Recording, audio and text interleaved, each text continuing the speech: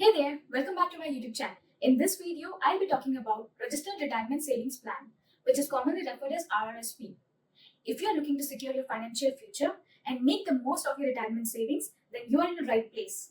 In this video, I'll walk you through the RRSP versus TFSA comparison and how the withdrawal works from RRSP.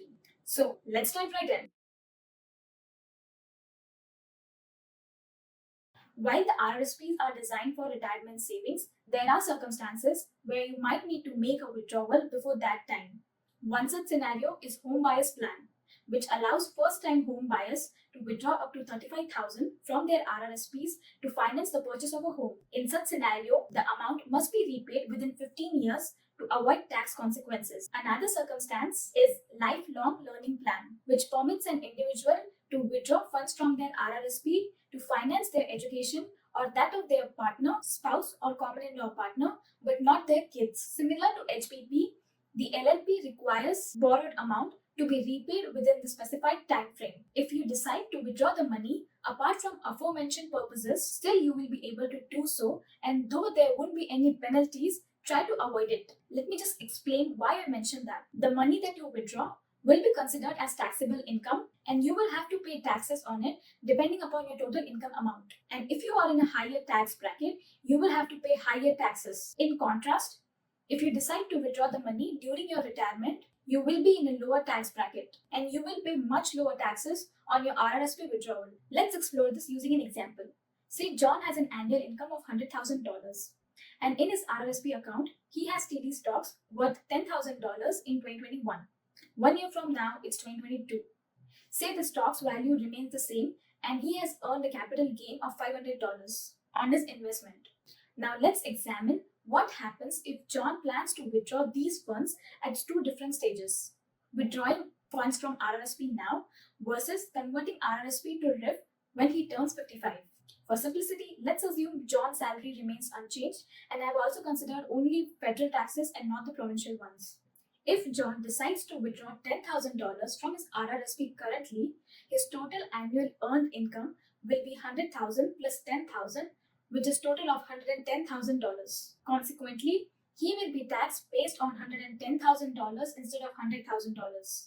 An applicable tax rate will be 26% instead of 20.5%. Now let's consider scenario 2, where John waits until he turns 55 and start converting a portion of his RRSP into RIF. Let's say John plans to withdraw $10,000 from his RIF and his income from CPP and other retirement benefits is $20,000. Once he withdraws $10,000, his total annual income becomes $30,000. In this scenario, he will be subject to 15% tax rate on his income, which is definitely lower than the previous scenario. It is important to note that these examples serve as simplified scenarios, and individual tax situations can vary depending upon various factors. Another reason to avoid withdrawing from your RRSP is that once you make a withdrawal, you will permanently lose the contribution room associated with that amount. It cannot be regained in the future, meaning you cannot replenish that portion of your RRSP. If you find yourself in a need of funds, it is advisable to use other investment options such as savings account, non-registered investment, or TFSA, which is also known as tax-free savings account. By utilizing these alternatives, you can access the fund that you require while preserving the contribution room in your RRSP. Additionally, when the January 1st arrives, you get a chance to reinvest in your TFSA by making contributions equivalent to the money you withdraw. Though you can miss out on few months of tax-sheltered growth in TFSA, it is a favorable option than losing the contribution room in your RRSP permanently. Now let's see what happens when it comes to maturity options for registered retirement savings plan in Canada. There are a few facts you can consider. First option is to convert it into registered retirement income fund. At the age of 71, you are required to convert your RRSP into RIF or annuity. With RIF, you can withdraw a minimum amount each year while maintaining the tax deferred status for remaining funds. The minimum withdrawal amount is determined based on your age and the value of your RIF. Option 2 is you can purchase an annuity. An annuity provides you with regular payments over the specified period of time or rest of your life, providing a predictable income stream during your retirement. Option 3 is lump sum withdrawal. You also have a choice to withdraw the amount from your RRSP as a lump sum.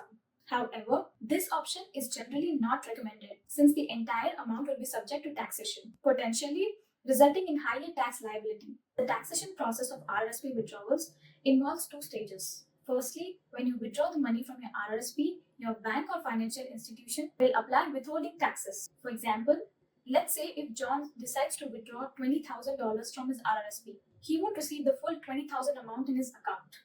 Instead, he will pay up to 30% of withholding taxes, resulting in a net amount of $14,000. At the end of the year, when John files his taxes, he will reconcile the withholding taxes paid with his actual tax liability. Depending upon the overall income and tax situation, he may receive a tax refund if he overpaid or might have to pay an additional taxes if the withholding taxes were insufficient. It is important to note that withholding taxes are not considered as a penalty. They are simply a way to collect the portion of your taxes upfront, with the final amount determined during tax filing process. The withholding tax rates vary based on the amount of the withdrawal. If you withdraw $5,000 or less, the withholding tax rate will be 10%. For the withdrawals between $5,000 to $15,000, the withholding tax rate will be 20%. And if you decide to withdraw more than $15,000, the withholding tax rate increases to 30%.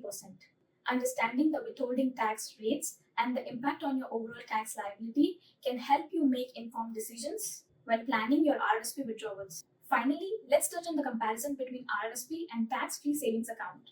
While both are excellent saving vehicles, they have distinct differences. RRSP offer immediate tax benefits through deductions, whereas TFSA allows tax-free growth on your contributions. Unlike TFSA, if you withdraw the money from your RRSP, you cannot get that contribution room back.